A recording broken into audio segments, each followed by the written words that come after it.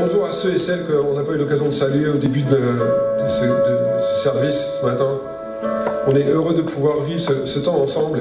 Et aujourd'hui, on a le privilège de pouvoir inaugurer une nouvelle série avec l'Église. Ce matin, qu'on a intitulé Le Grand Bluff. Peut-être vous avez vu passer cette annonce sur les réseaux sociaux. C'était tout illuminé, le Grand Bluff. Et juste pour vous dire un petit peu, cette série, ce message m'a été, on va dire, j'étais conduit à réfléchir sur cette pensée du Grand Bluff. Je ne sais pas si vous êtes familier avec ça, mais dans les années 90, alors j'étais encore assez jeune, il y a une émission qui est passée à la télévision par un célèbre animateur qui s'appelle Patrick Sébastien. Et l'idée, en fait, c'est qu'il allait se faire passer pour quelqu'un qui n'était pas, pour piéger des animateurs et des membres de sa famille. Et ça a fait un carton à l'époque. Et ça m'a fait, en fait, j'ai fait le lien avec un texte qu'on connaît bien pour ceux qui sont familiers avec l'Église, le texte de la tentation de Jésus dans le désert. Et la manière dont l'ennemi, ce que la Bible dit, l'ennemi de notre âme, le diable, en fait, aime se faire passer pour quelqu'un qui ne l'est pas vraiment. Il veut nous conduire dans certains bluffs de notre vie pour mieux nous piéger. Il veut épier les endroits de notre vie où il y a des fragilités pour mieux nous conduire dans quelque chose qui va en fait amener notre vie dans l'échec et dans quelque chose d'infructueux pour nous. Et ce matin, j'aimerais qu'on puisse voir ensemble ce texte, et je crois que le Seigneur va nous inspirer. Je crois vraiment que Dieu a déposé des paroles sur mon cœur. Et ce matin, on va inaugurer la première partie de cette série du Grand Bluff. Alors, on est au théâtre, et on pourrait intituler cette représentation le Grand Bluff. Et on va voir ce matin deux grandes clés, deux grands bluffs, ce que la Bible dit, la Bible déclare, le diable, dans lesquels il veut nous conduire. Deux grands bluff que je vais extraire de ce passage, et je crois que Dieu va nous inspirer à travers ces quelques versets. Vous êtes là? Vous êtes prêts? Merci Nico, c'est bon, tu peux aller t'asseoir. On peut mettre peut-être la musique si tu veux, Prisca.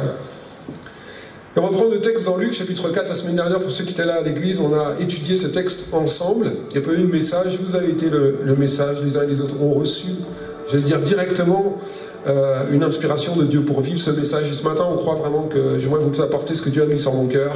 Et on va voir donc ça va être sur 3 messages, 3 grandes prédications, que j'aime, 3 grandes, on verra si c'est grande, mais en tout cas 3 messages que je vais vous apporter. Et la première partie ce matin, c'est sur la tentation de Jésus, sur ce moment où le diable lui dit, si tu es le Fils de Dieu, ou plutôt si tu es Fils de Dieu, change cette pierre en pain. Donc on va se concentrer sur ça, on va lire les textes ensemble. Luc chapitre 4, verset 1er, du verset 1 au verset 3. Jésus, rempli du Saint-Esprit, revint du Jourdain, et il fut conduit par l'Esprit dans le désert, où il fut tenté par le diable pendant 40 jours. Je suis sûr que certains d'entre vous pouvez vous dire, s'il y a bien un endroit où j'ai pas envie d'être, c'est dans le désert, et en plus tenté par le diable. Il ne mangea rien durant ces jours-là, et après qu'ils furent écoulés, il eut faim. Alors le diable lui dit, si tu es Fils de Dieu, ordonne à cette pierre qu'elle devienne du pain. Et Jésus lui répondit, il est écrit, l'homme ne vivra pas de pain seulement. Et dans la traduction, dans l'évangile de Matthieu, il est dit, mais de toute parole qui sortira de la bouche de Dieu. En introduction, j'aimerais partager ce matin quelques pensées, juste en introduction, pour nous donner un petit peu le contexte et voir un petit peu pourquoi j'ai intitulé ce message Le Grand Bluff, notamment par rapport à cette circonstance, à cette idée de l'ennemi qui, semble-t-il, est ici bienveillant avec Jésus, alors pour mieux le piéger. Ce qu'on voit dans ce passage, c'est que Jésus a été tenté par le diable pendant 40 jours et pendant 40 nuits. Et pendant ces jours-là, la Bible dit qu'il ne mangea rien. Et après qu'ils furent écoulés, après 40 jours et 40 nuits, on peut imaginer dans quel état léthargique on pourrait se trouver les uns et les autres quand on ne mange pas pendant 40 jours et 40 nuits. Déjà, quand c'est une journée, c'est difficile. Mais imaginez un petit peu Jésus, la Bible dit pendant ces jours-là, après qu'ils furent écoulés, il eut faim.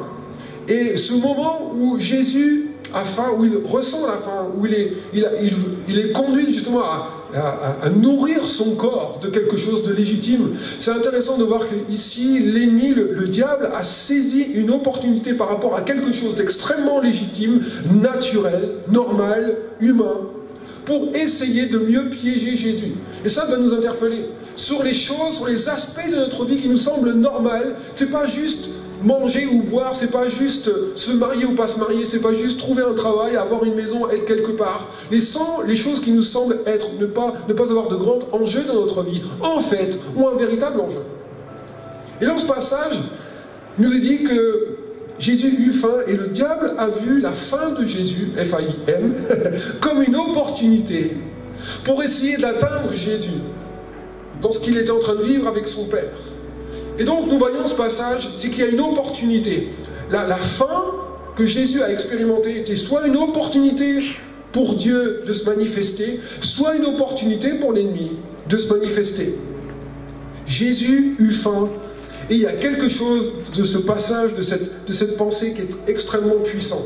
Soit ce besoin est comblé par Dieu, il y a quelque chose d'extraordinaire qui peut être vécu, soit ça fait apparaître une vraie fragilité. Et dans ce passage, on aurait pu voir Jésus s'écrouler complètement après ces 40 jours et 40 nuits. On voit dans ce passage le diable qui vient voir Jésus et qui lui dit « Si tu es le Fils de Dieu, change cette pierre en pain. » On a l'impression que c'est de la sollicitude, mais en fait, c'est de la stratégie. Et ce que je trouve aussi très intéressant dans ce passage, c'est que Jésus, après 40 jours et 40 nuits, il revient du Jourdain où il a entendu la voix du Père. Et s'il y a bien un endroit où la voix du Père a besoin de se faire réentendre, c'est dans le désert. Autrement dit, la voix du Père s'est fait entendre là où Jésus avait le moins besoin. Et là où Jésus a le plus besoin d'entendre son Père l'encourager, le Dieu est silencieux et le diable est audible. Je ne sais pas si vous avez déjà vécu ce type de situation dans votre propre vie, où dans les moments les plus difficiles de votre vie, vous avez l'impression que la présence de Dieu n'est pas là, et que ce qui vous entoure est quelque chose qui a pour but de vous faire chuter. Dans les moments de désert, on a l'impression que c'est le moment où on a le plus besoin de la voix de Dieu. Et dans ce passage, on a l'impression que celui qui est proactif, ce n'est pas le Père lui-même, c'est l'ennemi de Jésus-Christ.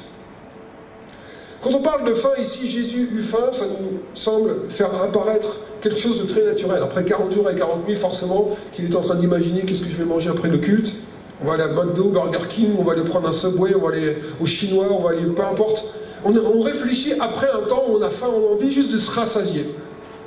Et j'aimerais vous dire ce matin qu'au-delà de l'aspect naturel de Jésus qui a faim, je crois que nous avons tous et toutes dans notre vie des endroits dans notre vie, des domaines dans notre vie où on a faim de vivre quelque chose de bien particulier. La faim n'est pas seulement connectée à quelque chose de naturel, on a besoin de se nourrir, de nous faire un bon petit plat, mais la faim est connectée à quelque chose dans notre vie qui peut être une faim dans nos émotions, une faim de réussite, une faim de reconnaissance. Une faim de trouver quelqu'un qui correspond à notre vie. Une faim de trouver un travail qui va nous épanouir. La faim, en fait, peut-être d'être vu par notre famille comme quelqu'un qui réussit. La faim de mettre justement fin à toute une série d'échecs de notre vie. Notre vie est remplie de toutes sortes de faims.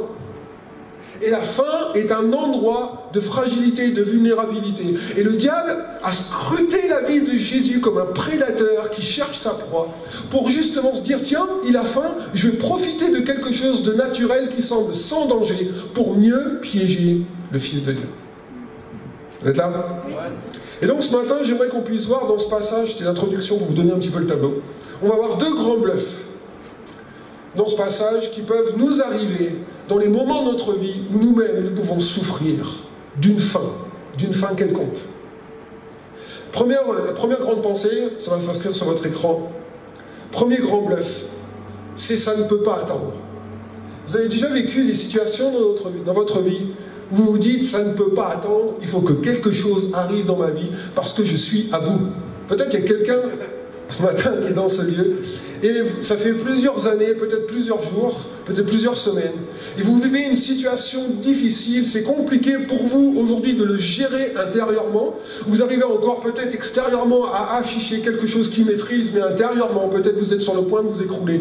Ça ne peut pas attendre, j'ai besoin que l'argent rentre dans mon entreprise, j'ai besoin que ma famille vienne à Dieu, j'ai besoin que ma santé aille mieux, j'ai besoin que quelque chose se passe dans ma vie, j'ai besoin et ça ne peut pas attendre. Et on peut imaginer qu'après 40 jours et 40 nuits, ça ne pouvait pas attendre pour Jésus de manger. Jésus a pris un temps, et la Bible dit pendant tous les moments où il a été tenté par le diable, il a jeûné et prié. Et je peux m'imaginer qu'à la fin de ces 40 jours, il aurait pu se dire de manière très logique, j'ai fait ma part.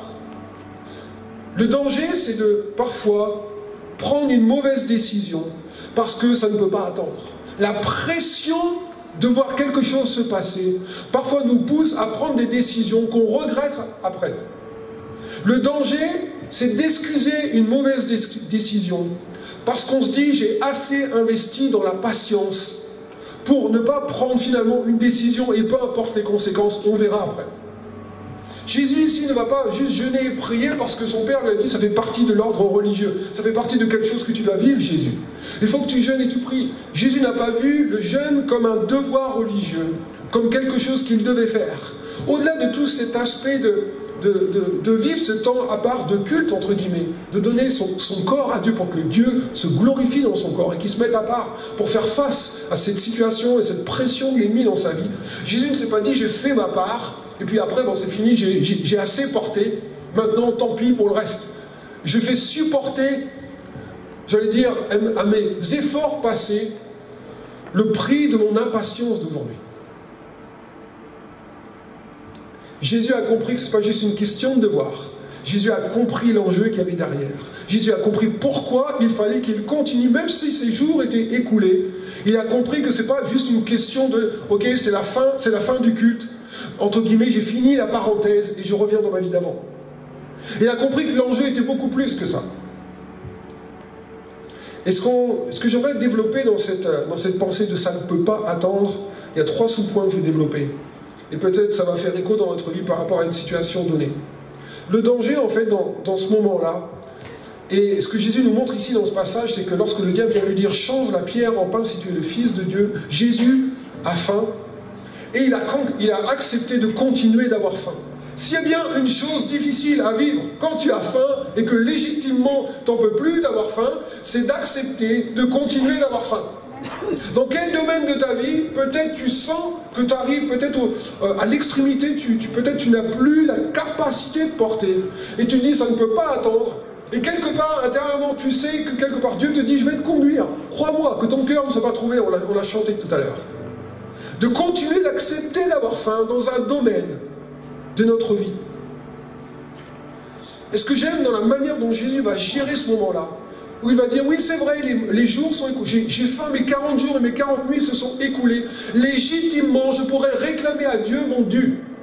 Mais quelque part, il va continuer de croire que son Père peut légitimement durer une saison qui mérite d'être finie, parce que l'enjeu n'est pas juste dans le fait de manger n'importe quoi, l'enjeu est dans le fait que Dieu veut pourvoir dans cette situation et dans ce domaine de ta vie. Et donc, vaut mieux continuer d'accepter d'avoir faim que de manger n'importe quoi. Ça ne peut pas attendre. Il y a une des choses qu'on aime bien faire avec Jimmy lorsqu'on prend un peu de temps pour nous deux, c'est qu'en fait quand on va manger quelque part ensemble, je ne sais pas si vous aimez aller au restaurant, j'aime bien aller au restaurant, mais en général je ne suis pas quelqu'un qui est pressé de choisir le restaurant. Quand on sort, Jimmy me dit toujours, je veux d'abord savoir où on va aller. Parce qu'on va errer sur la place Salia, on va aller à Jean Médecin, on va aller dans les endroits différents de la rue piétonne. Et moi ce que j'aime c'est regarder les différents restaurants pour voir lequel est le meilleur, pour se poser dessus. Et ça va à un moment donné quand finalement la faim n'est pas trop là, mais une fois que la faim est là, Jimmy me dit ça ne peut pas attendre. Il faut qu'on choisisse. Je vais faire une crise d'hypoglycémie. Peut-être certains d'entre vous, vous avez l'impression ça ne peut pas attendre et je préfère manger quelque chose, au pire même si c'est un mauvais choix. Ça ne peut pas attendre. Et Jésus va comprendre dans ce passage, oui c'est vrai, ça ne pourrait ne pas attendre. Je pourrais exiger que Dieu réponde. Mais il va dire, je vais continuer d'accepter d'avoir faim. Je vais accepter de croire que c'est juste une saison. C'est extraordinaire de savoir, dans ce moment-là où c'est légitime, de quoi as-tu faim? Et je vais dire, ok Seigneur, bon ben, tu sembles absent, tu sembles pas pourvoir, tu sembles pas me conduire vers une solution. Mais je vais croire que c'est juste une saison. Je vais continuer de croire que ma faim est gérée par celui qui m'a conduit dans cet endroit. Et le problème, ça va être mon premier sous-point de mon premier point, le danger, c'est que quand on n'accepte pas d'avoir faim, de continuer d'avoir faim, le danger, c'est de remplir sa vie avec un leurre. Derrière le besoin, dans un domaine de ta vie où tu as faim, se cache un besoin spirituel.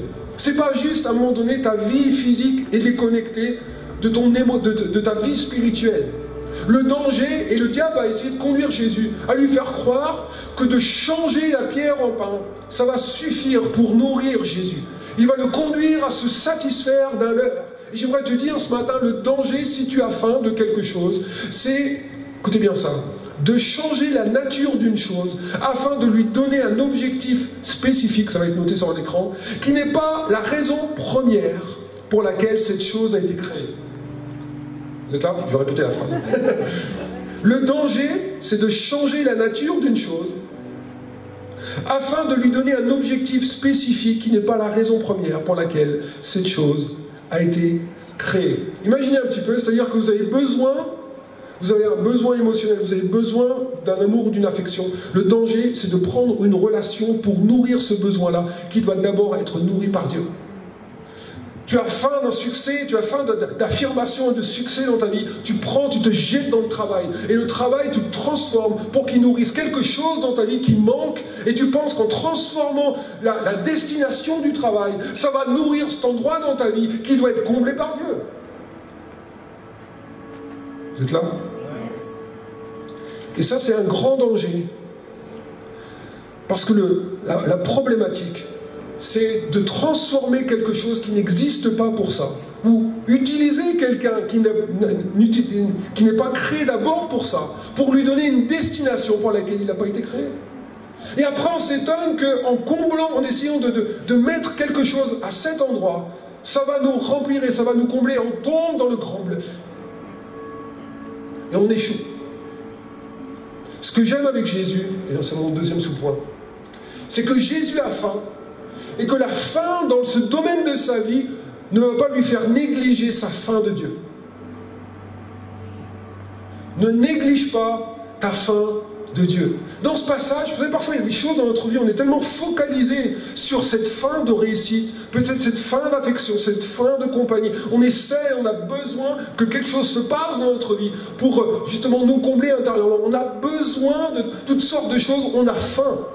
Et mettez derrière dans votre vie de quoi vous avez faim en ce jour. Et le problème, c'est de focaliser tellement notre attention sur ces choses-là qu'on oublie notre faim de Dieu. Est-ce que je suis tellement absorbé par les choses pour lesquelles je suis affamé que je perds la sensation de faim de Dieu?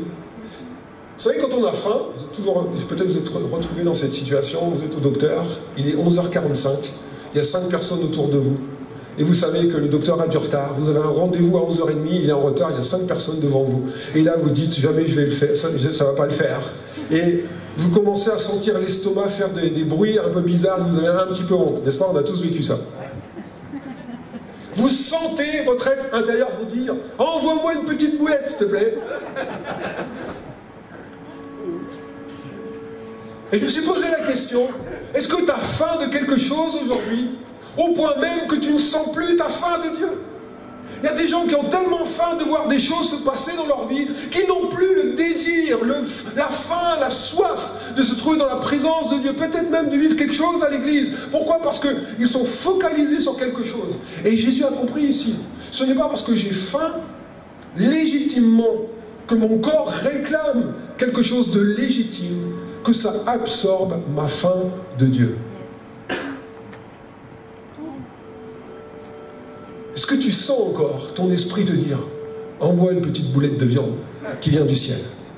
Est-ce que tu sens encore la faim de Dieu? Il y a Sophie qui est là, qui a chanté dans le groupe, là, quand on racontait, vous savez, on a eu le Covid qui est passé, certains en ont eu, d'autres pas, et puis raconter qu'un des effets secondaires, c'était la perte de goût. Et je trouve intéressant cette illustration parce que on peut continuer de se nourrir, d'avoir besoin de se nourrir, mais on perd le goût. Peut-être tu es là ce matin et tu sais que tu dois continuer de nourrir ton âme, tu as besoin que ton âme soit nourrie, mais peut-être tu as perdu le goût de la présence de Dieu. La Bible dit dans les psaumes, sentez et goûtez combien l'Éternel est bon. C'est pas juste de dire, voilà, je vais là où je suis censé être nourri, j'ai besoin de sentir le goût de la présence de Dieu. Est-ce que ta faim de Dieu est toujours là? Ou est-ce qu'il y a une partie de ta sensibilité à la présence, à l'onction, à la puissance de Dieu qui n'existe plus parce que tu es focalisé tellement sur un besoin de ta vie, sur un faim de ta vie, sur une faim quelque part dans ta vie, que quelque part ça n'existe plus. Que va révéler cette période de désert? Ce que j'aime dans ce passage, c'est que Jésus n'est pas dans le déni des choses dont il a besoin. Il ne dit pas, non, ça va aller très bien, tout va très bien, madame la marquise. Ça fait 40 jours et 40 nuits que j'ai rien mangé, mais t'inquiète pas, je gère. Jésus ne dit pas ça au diable. Il dit tout simplement, l'homme ne vivra pas de pain seulement, mais de toute parole qui sortira de la bouche de Dieu. Une des choses que j'ai appris lorsque je suis arrivé, quand on s'est marié avec Jimmy, que je suis arrivé dans la famille de Jimmy, une des traditions célèbres dans la famille de Jimmy, c'est la tradition de l'apéro. Vous aimez prendre l'apéro? Moi, j'aime beaucoup prendre l'apéro. J'ai appris cette tradition. On l'avait un petit peu chez moi, mais pas aussi sacré que dans la famille de Jimmy. C'est la tradition de l'apéro, et pas juste des chips. Hein. C'est vraiment une belle tradition, et j'aime beaucoup ça. J'aime célébrer cette tradition. Et chez nous, donc avec Jimmy, on prend le temps, de temps en temps, juste prendre l'apéro ensemble, parce que c'est une belle tradition à perpétuer. C'est quelque chose de bien qu'on veut perpétuer dans la famille. Le danger, c'est quand j'ai une grosse journée, j'arrive le soir, on prend l'apéro. C'est qu'en général, le moment n'est plus sacré du tout. C'est un moment de grosse festivité. Et Jimmy me dit, attention, je me jette sur les chiffres, je me jette sur les... Et là, il n'y a plus de communion, c'est juste du remplissage. Et elle me dit la chose suivante, une phrase très philosophique que j'aimerais vous partager ce matin. C'est, ne sois pas comme quelqu'un qui est en train de manger son dernier repas. Quand on a faim, on se jette sur tout et n'importe quoi. Et Jésus va dire ici dans ce passage, le diable croit qu'il a juste faim de quelque chose qui vient de la terre. Mais en fait, derrière, il eut faim. C'est, je crois, en fait, sa faim de Dieu s'est développée, il a fortifié sa faim de Dieu. Et la faim de Dieu a maîtrisé la faim des choses terrestres. Et Jésus, il se comporte comme quelqu'un qui va manger son dernier repas avec la parole de Dieu. Il dit, l'homme vivra de toute parole. Vous avez compris? C'est-à-dire que je vais manger de tout. J'ai faim de tout, n'importe quoi. Tout ce qu'il peut dire, tout ce qu'il veut dire, tout ce qui pourra impacter ma vie. Je vais me nourrir de ça. J'ai faim de toute parole. Je ne vais pas faire d'exception, je ne vais pas faire de tri, de sélection. J'ai juste faim de Dieu. J'aimerais vous dire ce matin, c'est que le danger, c'est de ne pas avoir cette attitude de Jésus, c'est de négliger notre faim de Dieu. Parce qu'on a faim d'autre chose, on a faim que quelque chose se passe dans notre vie. Ça va créer un déséquilibre et ça va nous faire naufrager dans notre marche avec Dieu. J'aimerais qu'on puisse être comme Jésus qui dit, mais l'homme ne vivra pas de pain seulement, il en a besoin, mais il ne va pas vivre de ça seulement.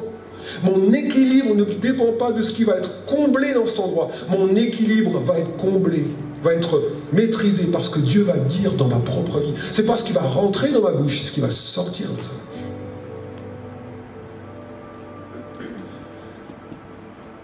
Troisième sous-point du deuxième point. Vous me suivez, ça va? Premièrement, c'est attention, le danger de remplir sa vie avec un leurre. Deuxièmement, ne néglige pas la faim de Dieu. Troisièmement, apprends à faire la différence. Troisième sous-point. Différencie ce qui soulage et de ce qui satisfait vraiment. Le bluff de l'ennemi, c'est de faire croire que ce qui peut te soulager momentanément peut te satisfaire pour toujours. Il y a une différence entre être soulagé et être satisfait. Vous saviez ça? Peut-être pas. Et j'aimerais faire écho avec l'évangile de Jean chapitre 4, cette histoire avec la femme samaritaine. Vous vous rappelez ce passage? Jésus a soif, il dit à la femme samaritaine, donne-moi de l'eau à boire s'il te plaît, j'ai soif, j'ai beaucoup marché. Et la femme samaritaine est surprise parce que Jésus, culturellement ça se fait pas, un juif ne parle pas avec un samaritain, encore moins une samaritaine. Et tout d'un coup Jésus casse les codes et lui dit, j'ai besoin que tu me donnes de l'eau de ce puits. Et tout d'un coup, il va y avoir un discours spirituel qui va se dégager, illustré par ce puits ici, il va lui dire, et la femme lui dit, mais je n'ai rien à te donner, elle va lui dire, es-tu que tu es plus grand que ce que nous a donné Jacob, notre père, qui nous a offert ce puits? Et Jésus va lui dire, si tu bois encore de cette eau, tu auras soif, ça va juste te soulager, mais ça ne va pas te satisfaire. Et la Bible dit que cette femme samaritaine était une femme qui avait un certain problème avec les relations. Elle avait eu 5 maris, celui avec qui elle n'était pas vraiment son mari. Et Jésus va donner toute une illustration sans juger cette femme, sans lui dire t'es vraiment une femme de mauvaise vie. Il va pas lui dire franchement la honte quoi. Non, Jésus va juste lui dire l'image de si tu bois encore de ça, c'est comme les puits. En fait, les personnes avec qui tu es, c'est comme des puits. Tu prends un puits, on me dit ah j'espère que ça va marcher avec lui, je vais me soulager. Et c'est un puits. Ou peut-être d'autres choses dans ta vie, ça peut être des puits. Et puis à un moment donné, tu t'aperçois, en fait, ça satisfait pas, ça soulage. Parce que derrière le besoin terrestre, il y a une connexion spirituelle à faire. Celui qui boira de cette eau aura encore soif. Ça va revenir. Mais celui qui boira de l'eau que je lui donnerai n'aura plus jamais soif. Et j'aimerais vous dire aujourd'hui, j'aimerais vous donner la clé de comment reconnaître quelque chose qui nous satisfait vraiment. Quand Dieu pourvoit, il ne vient pas juste pourvoir, te conduire à vivre une réponse, à vivre un épanouissement dans ton besoin physique.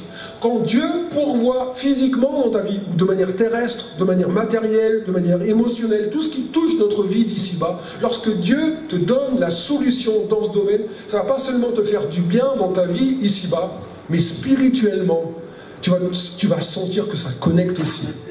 Parce que le besoin terrestre est connecté au besoin céleste. La différence entre quelque chose qui soulage, tu vas t'apercevoir, ça va te remplir pendant un certain moment, mais au bout d'un certain temps, ça va s'estomper. Ce n'est pas cultivé. Il y a quelque chose qui va s'assécher. Quand Dieu pourvoit un besoin dans ta vie, non seulement ça te fait du bien, parce que ça répond à quelque chose que tu attends, mais en plus, spirituellement, tu sens que la chose est à sa place.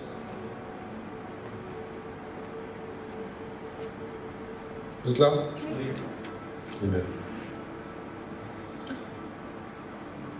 Deuxième grand bluff que j'aurais développé avec vous. Premier grand bluff, c'est après 40 jours et 40 nuits, Jésus t'exagère, ça ne peut pas attendre. Et là, c'est le diable qui dit à Jésus, t'exagères quand même. Hein. J'essaye de tout faire pour que ça puisse justement ne plus attendre, et puis toi, tu fais tout pour que ça puisse durer. Ça ne peut pas attendre. Deuxième grand point. Tu es ce que tu prouves.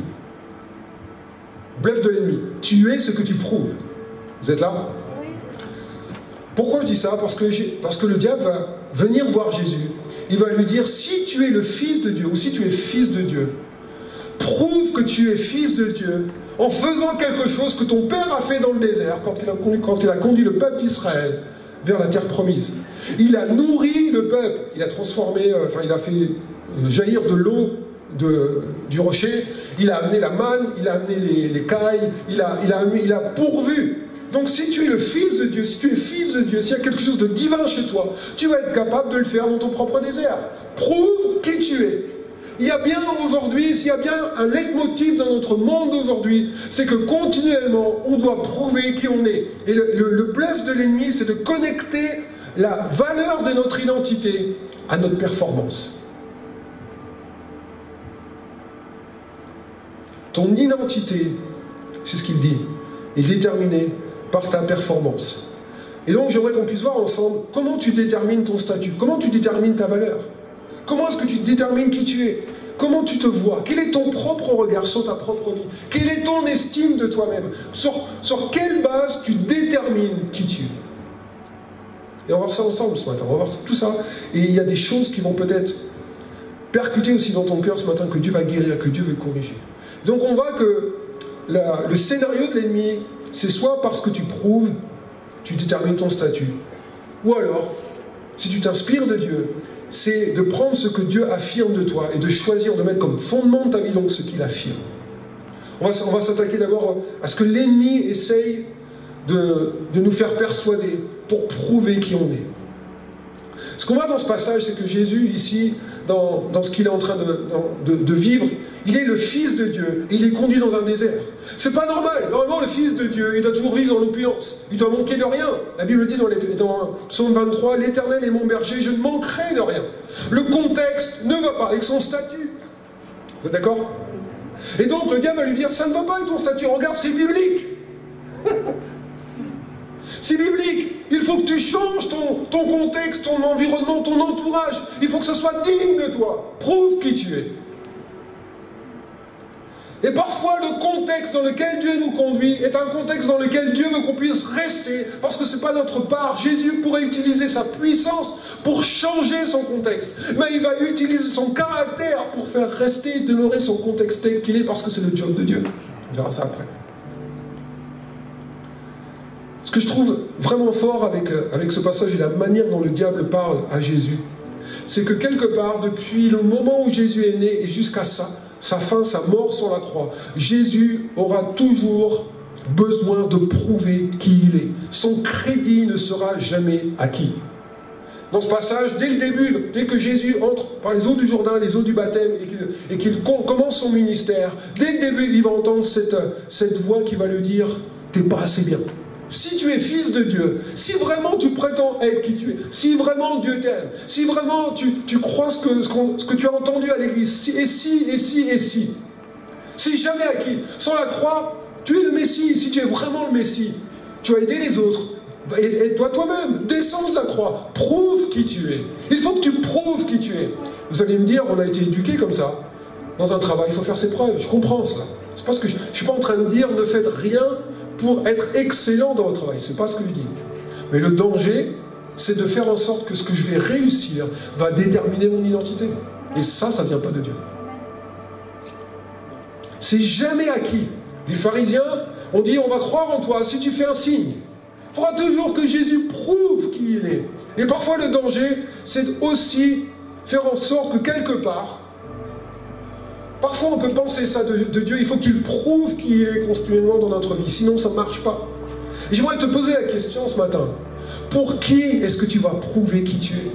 Là ici dans ce passage, le diable, l'enfer même vient voir le Fils de Dieu et va lui dire prouve qui tu es. Et le danger, c'est que tu regardes dans le monde dans lequel tu vis aujourd'hui et que continuellement tu aies besoin de prouver qui tu es. Au regard de qui tu veux prouver qui tu es?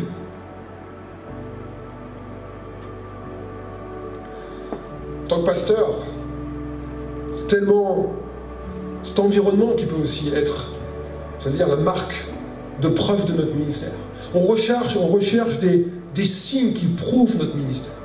Prouve qui tu es. Prouve ton appel, on verra un petit peu comment Dieu pense justement le fruit, comment Dieu réfléchit au fruit. Il réfléchit au fruit, il ne réfléchit pas à la performance. Je vous montrerai ça après. La Bible dit dans 1 Jean chapitre 5 verset 19 que le monde est sous la domination du malin. Qu'est-ce que ça veut dire? Ça veut dire que le monde fonctionne selon cet état d'esprit. Le diable est celui qui continuellement veut prouver.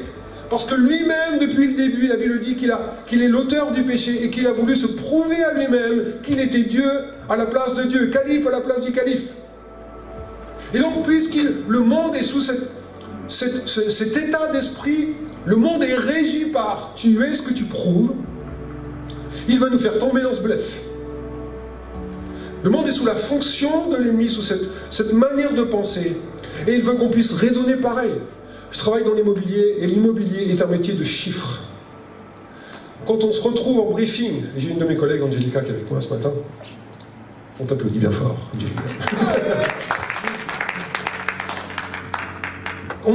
Il y a des catégories, il y a des prix d'excellence, on est club excellence, club premium, autrement dit, ton identité est connectée à tes chiffres.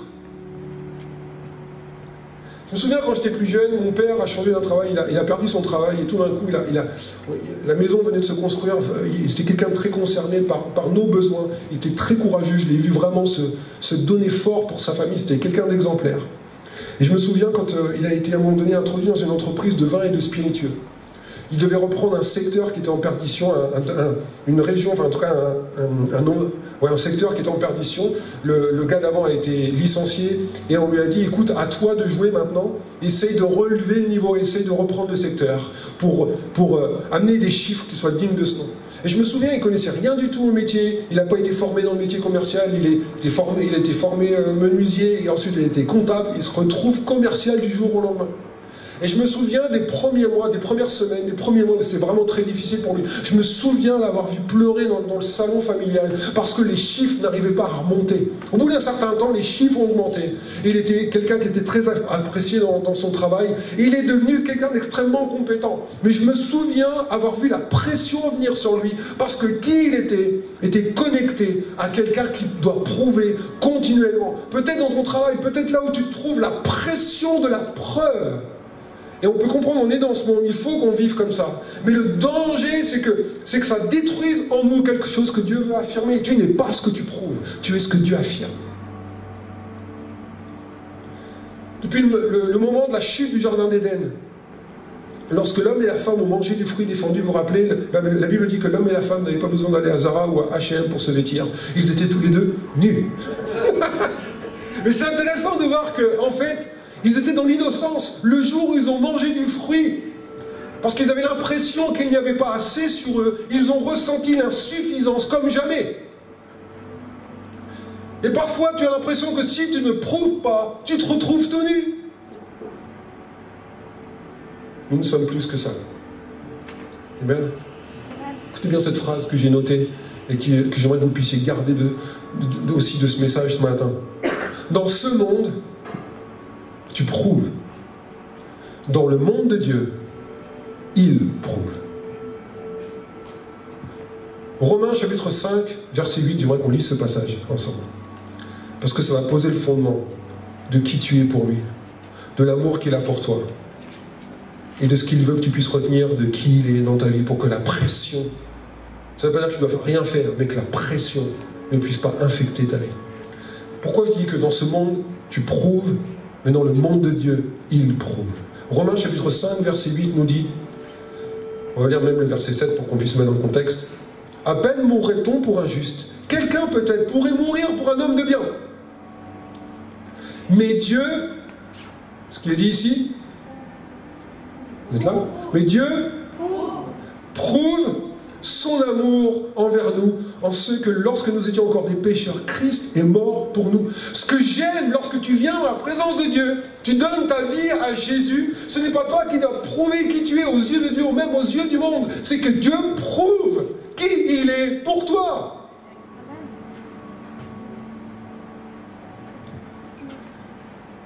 C'est très intéressant de voir que lorsque tu mets l'accent sur le fait que tu dois prouver, ça trahit quelque chose dans ta vie, dans ma vie. Lorsqu'on doit prouver, l'accent est mis sur une insécurité. Ça veut dire sur la crainte. Je ne suis pas sûr de qui je suis. J'ai peur. Il me manque une forme d'assurance. Quand je prouve, ça veut dire qu'il y a quelque chose en moi d'insécurité. Il y a de l'insécurité. Lorsque je fais confiance à Dieu et que je crois qu'il prouve et qu'il a prouvé son amour, je suis dans la confiance. Il y a ces deux sentiments. Soit l'insécurité qui est connectée à la peur ou la crainte, soit la confiance qui est connectée à la foi. Ne tombe pas dans ce piège, dans ce bluff, qui croit que ta valeur est déterminée par ta circonstance, ou par ton contexte, ou par ce que tu vas prouver. Dieu est beaucoup plus que ça, Dieu voit beaucoup plus que ça dans ta propre vie. Amen. Nous devons faire attention parce que cette mentalité de « il faut que tu prouves », elle peut venir dans l'Église. C'est pour ça qu'on va lire ensemble Jean chapitre 15, je crois que c'est le verset 8. Ça va s'afficher aussi. Et j'aimerais vous faire comprendre comment Dieu pense dans notre vie, parfois comment peut-être on l'a mal compris. Jean chapitre 15, verset 8, Évangile de Jean chapitre 15, verset 8. « Si vous portez beaucoup de fruits, c'est ainsi que mon Père sera glorifié et que vous serez mes disciples. » On a souvent pensé, il faut que je fasse, il faut plus, il faut que je fasse beaucoup plus, il faut que je fasse, il faut que je sois dans quelque chose, dans la productivité. Parce que sinon, j'ai peur que Dieu ne soit pas content, que Dieu ne soit pas à l'aise avec moi. Vous savez, c'est un peu parfois ce que je dis à Jimmy et ce que je peux ressentir parfois lorsque je vais au travail, et que, si à un moment donné, mes chiffres sont bons, la rentrée de mandat est bonne dans l'immobilier, que les choses vont bien. J'ai l'impression que Bobo est content de moi, et son regard sur moi, c'est « Ah, ça va Nico ?» tout. On est potes, on est les meilleurs potes, on est les meilleurs amis. Et quand ça va un petit peu moins bien, j'ai l'impression que le regard qu'il a sur moi change. Et en fait, j'ai l'impression que parfois dans l'église, cette mode de pensée arrive aussi, que j'ai besoin de prouver à Dieu quelque chose, sinon j'ai l'impression que mon statut va changer. Vous êtes là? Ça vous parle ce que je vous dis? Ouais. Ça vous inspire? Vous allez revenir la semaine prochaine? Ce que j'aime dans ce passage, c'est que Jésus va dire la chose suivante, c'est que la production extérieure est le résultat d'une vie intérieure. Vous allez me dire ça, on sait. Mais en fait, ce qu'il faut que tu comprennes, c'est qu'il faut que tu lui donnes les moyens d'agir pour que lui produise, pour que lui soit la productivité, et que toi, tu portes, pas que tu prouves. Autrement dit, Dieu n'attend pas de ta part de la performance, il attend de la collaboration. Beaucoup de gens pensaient, il faut que je fasse, il faut que je prouve à Dieu, il faut que je prouve mon ministère, il faut que je fasse, il faut qu'on me voit, il faut qu'il y ait quelque chose en moi qui soit visible, il faut que je prouve. Mais Dieu n'attend pas des preuves, Dieu attend à ce que tu portes. Lui va prouver, lui va agir. Dieu n'attend pas de toi une performance, il attend une productivité, mais qui ne vient pas de toi, qui vient du résultat de ce que tu auras lui aura donné les moyens de faire dans ta propre vie. Lorsqu'on fait signer un mandat exclusif chez nous à l'agence, il y a 10 points d'engagement de service. Et on dit à nos vendeurs, faites-nous confiance, on s'occupe de tout. Les 10 points d'engagement de service sont le résultat du fruit qui va se passer dans votre appartement. Et parfois les propriétaires, ils ont envie de dire oui, mais en même temps ils se disent, si je donne complètement le pouvoir à l'agence, je perds le contrôle sur la vente. Il y a une tension parfois. Et parfois on réagit comme ça avec notre propre vie. Si on signe une exclusivité avec Dieu, on se dit mais quelque part, qu'est-ce qui va se passer? On a l'impression qu'il y a quelque chose qui va changer. Parce que quelque part, on n'est plus en maîtrise des choses. J'aimerais vous dire, que vous puissiez comprendre que c'est beaucoup plus que ça. Ta valeur n'est pas conditionnée à ce que tu vas prouver. Toi, tu vas profiter, tu vas te réjouir de pouvoir porter les fruits. En fait, c'est pour toi que tu fais ça. Si tu portes beaucoup de fruits, on pense souvent, il faut que je le fasse parce que c'est Dieu, sinon on ne va pas être content. En fait, de porter des fruits, en effet, ça va glorifier Dieu. Mais Dieu dit, je ne veux pas juste que ce soit une pression sur ta vie. En fait, ça va te faire du bien que Dieu soit glorifié. Tu vas être le mieux possible dans ta propre vie. Sois pas en stress de dire, si je ne fais pas ça, il ne va pas être content. Ta valeur ne change pas. Ton statut ne change pas. Par contre, ton bien-être va changer.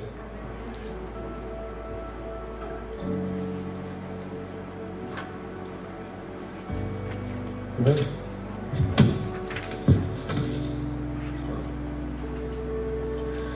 Je vais finir dans mes 2 derniers points. Écoutez bien ça. Je vous ai parlé tout à l'heure de l'expérience de cette exclusivité à Dieu. Qu'est-ce que ça implique pour moi? J'aimerais vous donner une clé incroyable ce matin. Je voudrais vous transmettre. Symboliquement, je vais résumer ce que c'est la vie chrétienne. Vous êtes là? Je vais finir avec ça. On a besoin de 2 choses, de 2 expériences bien distinctes dans notre vie pour vivre notre vie chrétienne de manière épanouie. La première expérience, c'est l'expérience du Jourdain. C'est ce que Jésus a vécu dans le chapitre 3. Et c'est ce que nous lisons dans le début du chapitre 4 lorsqu'il est dit « Jésus rempli du Saint-Esprit revint du Jourdain ». L'expérience du Jourdain, c'est quoi? Luc chapitre 3, versets 21 à 22 nous dit la chose suivante. Tout le peuple se faisait baptiser, et Jésus aussi fut baptisé. Pendant qu'il priait, le ciel s'ouvrit, et le Saint-Esprit descendit sur lui, comme sous une forme corporelle, comme une colombe. Et une voix fit entendre du ciel ces paroles, « Tu es mon Fils bien-aimé, en toi j'ai mis toute mon affection. » L'expérience du Jourdain, c'est toi qui entends ce que Dieu affirme de toi. L'expérience du Jourdain, c'est toi qui es rempli de tout ce que le ciel veut te donner. Tu es rempli de toute la vie éternelle. Tu es rempli de l'affirmation de Dieu. Le lieu du Jourdain est un lieu de remplissage de ta vie. Est un lieu de rencontre. Tu as besoin de savoir ce que le Père pense de toi. Il faut que tu vives avec lui quelque chose qui est connecté au ciel. Parce que c'est à ce moment-là que ta vie sera pleinement épanouie. Le lieu du Jourdain, c'est une expérience incroyable qui va épanouir ta vie et qui va faire que Dieu va approuver, que Dieu va mettre un fondement, que Dieu va sceller ta vie pour lui. C'est un endroit de rencontre, c'est un endroit où tu peux croire qu'il veut le meilleur pour toi. Et beaucoup de personnes aiment cet aspect de la vie chrétienne. Ils ont envie de continuellement revenir au Jourdain et de dire « Seigneur, j'ai besoin de sentir ton amour, j'ai besoin de savoir ce que tu penses de moi, j'ai besoin d'avoir ton approbation. » À l'endroit du Jourdain, tu gagnes l'approbation. Tu entends plutôt. Tu entends l'approbation. C'est comme si tu disais, j'entends quelque chose. Je suis enfin connecté à ma vraie valeur. Je vois qui je suis. Et puis, il y a quelque chose qui nous déstabilise un peu parce que la vie chrétienne, c'est pas juste l'expérience du Jourdain. C'est pas juste Dieu qui remplit ma vie. C'est pas juste Dieu qui veut me montrer qui je suis à ses propres yeux. La vie chrétienne, et c'est avec ça que parfois on est un petit peu déstabilisé, c'est pas seulement Jésus qui est rempli, ou c'est pas seulement toi qui es rempli. C'est que le Saint-Esprit ensuite te conduit. Et là, c'est l'expérience du désert. Parce que tu es né au Jourdain, mais tu grandis au désert. Et on est mal à l'aise. Parce qu'au désert, on a l'impression qu'on n'est plus en contrôle des choses. On veut bien être rempli, mais on ne veut pas être conduit. Ou du moins, on ne veut pas laisser la conduite totale. Vous vous rappelez du mandat exclusivité? On veut l'exclusivité, on veut l'expérience du remplissage. Mais on veut mettre quelques conditions dans la manière dont on va être conduit parce que je veux garder le contrôle. Je ne sais pas trop où ça va me mener et donc je veux garder une certaine forme de maîtrise de ce qui va se passer dans ma vie. Je veux pouvoir choisir où aller. Mais lorsque tu dis oui à Jésus, tu ne peux pas dissocier l'expérience du Jourdain et l'expérience du désert. Les deux vont ensemble.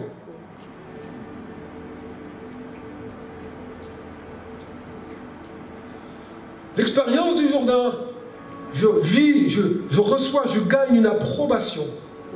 L'expérience du désert, je perds le contrôle. Au Jourdain, je reçois la faveur, je reçois l'amour, je réalise qui je suis, je sais qui je suis. C'est extraordinaire, le ciel me rencontre. Au désert, je perds la maîtrise. J'ai fait confiance sur là où il me conduit. Écoutez bien ça. Dis-moi ce qui te remplit et je te dirai ce qui te conduit. Jésus, rempli du Saint-Esprit, fut conduit par l'Esprit. Aujourd'hui, si tu devais te poser la question, qu'est-ce qui remplit tes choix? Enfin, plutôt, qu'est-ce qui conduit tes choix? Comment fais-tu pour choisir là où Dieu, les choses dans ta vie? Est-ce que, examine un petit peu ce qui te remplit, ce qui a le drive, ce qui maîtrise la direction de ton cœur, ce que tu entends le plus, peut-être ce que tu as envie de plus. Ce qui te remplit, le plus tu te nourriras des choses, où tu t'ouvres à ces choses, peut-être à ces personnes. Ce que tu acceptes de te laisser remplir par, c'est ça qui va conduire ta vie. La conduite de ta vie est déterminée par ce que tu vas laisser ta vie être remplie par. L'ennemi, notre âme, si parfois il ne peut pas nous empêcher de vivre l'expérience du Jourdain, il voudra tout faire pour faire capoter l'expérience du désert. Pourquoi? Parce que s'il peut te garder petit, s'il peut t'empêcher de sortir du désert, la Bible dit, au verset 14 de Luc chapitre 4, Jésus revêtu de la puissance de l'Esprit. Dans cet endroit où il faut laisser la conduite à Dieu,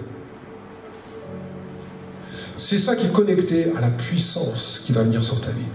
Beaucoup de chrétiens veulent juste un aspect sympathique. On veut l'expérience du Jourdain tout le temps. On veut on aime ça, on aime Seigneur. Et c'est bien, peut-être qu'on a des saisons, on a besoin de ça. Mais je ne vais pas grandir. Je ne serai pas la personne que je suis supposé devenir si ma vie chrétienne est conditionnée. Si je conditionne ma vie chrétienne à seulement l'expérience du Jourdain, il te faut l'expérience du désert pour avoir une vie chrétienne épanouie. Et là, tu vas dire, oui, mais avant, qu'est-ce qui va se passer? Comment je vais maîtriser les choses? Si Jésus était tombé dans ce piège et dans le bluff du diable, le danger, c'est que si on signe un mandat exclusif avec Dieu, on a l'impression qu'on perd la maîtrise dans notre propre vie.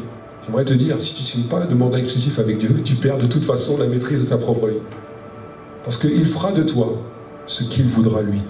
Je ne parle pas de Dieu, hein, l'ennemi. Et il te conduira à te faire croire quelque chose, à te faire croire que ce qui va te satisfaire, c'est quelque chose qui va te soulager, par exemple. Il faut les deux. Il faut les deux. Il faut que, si tu viens à Jésus aujourd'hui, tu ne viens pas à une religion. Tu ne viens pas à une pratique. Tu viens à deux expériences. Et je prie ce matin, c'est la raison pour laquelle l'Église est importante. L'Église est un endroit Jourdain. La vie de tous les jours est un endroit désert. Si tu dis oui à Jésus, tu vas gagner l'approbation. Mais c'est un endroit où tu vas aussi lui dire, Seigneur, je perds le contrôle. Ce qui me remplit et ce qui me conduit.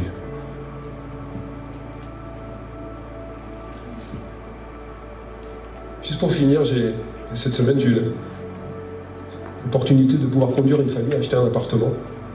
C'est une dame qui a acheté pour son fils, qui a un patrimoine assez important. Et elle me dit, dans la famille, il y a une culture qu'on pratique. C'est qu'on achète, mais on ne vend pas. Et je trouve intéressant parce que ça tombe pile poil sur le message d'aujourd'hui. Pourquoi? Parce que pendant 40 jours et 40 nuits, après l'expérience du Jourdain, Jésus a emmagasiné un capital. Il était rempli du Saint-Esprit. Et ça m'a fait penser à Judas. Pendant 3 ans, Judas, même s'il avait des travers, il a emmagasiné un capital, un accès à la présence de Dieu. Un jour, ce qui était en lui, le désir de plus, c'est pas travailler plus pour gagner plus, c'est donner Jésus pour vivre plus. C'est le grand bluff du diable. Judas est tombé dans le bluff du diable. Il va, je ne vais pas vous lire, on n'a pas le temps ce matin, la Bible dit qu'il allait s'entendre avec les pharisiens. Et quand il s'est entendu avec les pharisiens, la Bible dit qu'ils se sont mis d'accord ensemble pour donner aux pharisiens une occasion favorable pour livrer Jésus. Et c'est intéressant de voir que lorsqu'on a une fragilité dans un domaine, le diable sait utiliser, veut discerner notre vie là où il y a une fragilité. Parce que ce qu'il veut atteindre, ce n'est pas juste le besoin qu'on a dans notre vie. En fait, la fragilité ou la vulnérabilité ou le besoin corporel, physique, émotionnel qu'il peut y avoir dans notre vie peut parfois être une porte d'entrée à nous toucher spirituellement. Et le problème, c'est que quand on cherche à solidifier une fragilité émotionnelle avec quelque chose de terrestre, parfois c'est au mépris de solidifier notre condition spirituelle. Et Judas l'a expérimenté. C'est très intéressant, écoutez bien ça. La Bible dit qu'il a donc livré Jésus, on connaît l'histoire. Quand il livre Jésus et qu'il le voit être emmené par les pharisiens, en lui-même, instantanément, la Bible dit dans Matthieu 27, il est pris de remords, il va voir les pharisiens, il va leur dire, j'ai commis un péché, j'ai livré le sang innocent. Et les pharisiens vont dire à Judas, s'en fout, c'est ton problème maintenant. Nous, on a ce qu'on voulait, maintenant, on s'en fout, c'est ton problème. Et la Bible dit que Judas, pris de remords, alla se pendre. Il pensait qu'il avait des nouveaux potes. Il pensait qu'il avait réussi à trouver des nouveaux potes avec les pharisiens. Et le jour où il a renoncé à son accès à Jésus-Christ, c'est ce jour-là où sa vie s'est complètement écroulée, où il a fait naufrage. Autrement dit, les pharisiens ne voulaient pas vraiment de Judas comme ami. Judas avait de la valeur aux yeux des pharisiens juste à cause de l'accès qu'il avait auprès de Jésus. Le jour où il a renoncé à son accès auprès de Jésus, il a perdu la valeur qu'il avait pour ses nouveaux amis.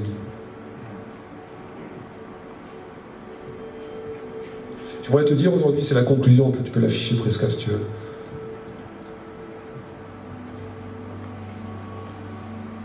Ne détruis pas, ne passe pas à côté du patrimoine que tu as construit, que tu as emmagasiné. Ne perds pas accès aux choses éternelles pour accéder à des choses temporaires. Est-ce que tu fais comme Judas? Peut-être tu as l'impression aujourd'hui de faire le bon choix. Et pourtant, tu sacrifies quelque chose. On peut y aller, les gars.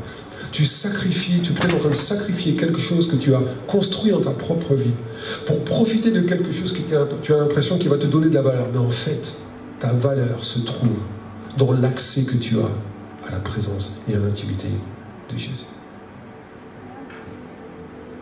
Amen. On va prier ensemble. J'aimerais vous rappeler les 2 grands bluffs ce matin pendant que l'équipe se prépare. Premier grand bluff, ça ne peut pas attendre. Ne remplis pas ta vie avec un leurre. Ce n'est pas le bon choix. Ne néglige pas ta faim de Dieu.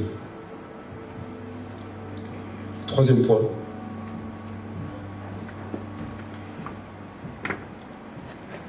Troisième point. Apprends à discerner la différence entre soulager et satisfaire. Tu es ce que tu prouves, ça c'est le 2e bluff. Tu es ce que tu prouves. Choisis qui détermine ton statut. Qu'est-ce que tu vas choisir? Ce matin, c'est une expérience Jourdain que le Seigneur nous appelle à vivre. Mais l'expérience Jourdain ne doit pas être juste une expérience en soi. Ce qui te remplit, c'est ce qui va te conduire. Alors ce matin, on va prier. Je sais que c'est un message qui n'est pas forcément hyper simple à entendre et peut-être que ça remue pas mal de choses, je peux comprendre. Parce que ça nous touche directement. J'ai bien maturé ce message. La semaine prochaine, je ferai la suite sur la 2e partie de la tentation. Ne ratez pas ça, ça va être... Je crois vraiment que Dieu va nous parler. Mais ce matin, c'est un temps de réponse. Et c'est pas seulement un temps de réponse en tant qu'Église, c'est aussi un temps de réponse pour le monde. Parce que ce qu'on vit à l'Église, c'est juste une répétition de ce que nous croyons que d'autres personnes peut-être peuvent vivre et ont besoin de vivre, et ont besoin de voir à travers chacune d'entre vous. La manière dont vous répondez à Dieu est une évangélisation au monde. S'ils nous voient passifs, s'ils nous voient éteints, s'ils nous voient absents, ils vont se dire, mais en fait, ce qu'ils sont en train de vivre, pas grand-chose en eux, en fait. Pas grand-chose.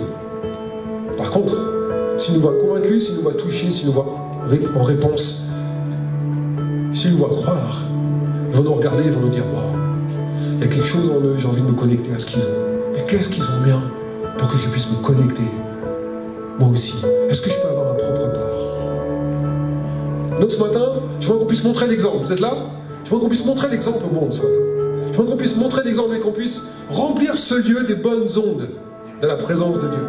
Des artistes incroyables qui vont venir dans ce lieu. Et encore une fois, je vous invite à regarder ce qui va être sur le programme, parce que nous, on va y aller, vous savez, avec Jimmy, on veut soutenir le théâtre qui nous accueille si chaleureusement. Mais on veut aussi être un endroit où on bénit ce lieu, on bénit l'équipe qui nous accueille. On veut être un endroit aussi, on croit que ce qu'on est en train de vivre, c'est ce qu'on est en train de vivre le dimanche matin, est un endroit qui va faire du bien à cette équipe qui nous accueille. Et l'Église a besoin d'être rayonnante et expressive. Amen. Alors on va prier ensemble. Et je nous invite à apporter la meilleure réponse, la meilleure expression, la meilleure attitude, le meilleur investissement, le plus grand épanouissement. C'est extraordinaire. Ce que vous pensez de mieux, vous pouvez lui apporter ce matin à Dieu. Pour qu'on puisse bénir cet endroit et qu'on puisse recevoir ce que Dieu veut faire dans notre vie. Vous êtes prêts à ça ce matin? Est-ce que vous êtes là? Je vous entends pas, hein? Alors, c'est tout ce que vous pouvez faire comme bruit? Ah! Merci Père. Merci Père. On va prier ensemble. Nous voici dans ta présence, Dieu. Nous voici devant toi. Remplis-nous de toi, Dieu. Je veux inviter ceux et celles qui savent ce que c'est la présence de Dieu, qui ont soif, qui veulent vivre la présence de Dieu à apporter la réponse adéquate à la présence de Dieu ce matin. Quelle est la réponse que vous pouvez apporter à la présence de Dieu? Vous savez ce que c'est la présence de Dieu. Ce matin, c'est une expérience Jourdain. Et donc, on doit montrer dans notre langage corporel, dans notre expression, combien nous voulons vivre quelque chose avec celui qui nous a aimés de toute éternité. Peut-être ce matin, c'est un moment où tu peux laisser Dieu fortifier ta vie, dans les endroits où tu as l'impression que tu ne peux plus attendre. Alors, prenons l'attitude, la posture de cœur et de corps qui va avec ce qu'on veut vivre avec Dieu ce matin. Vous êtes là? Alors on le montre à Dieu, on le montre au monde. Merci Seigneur.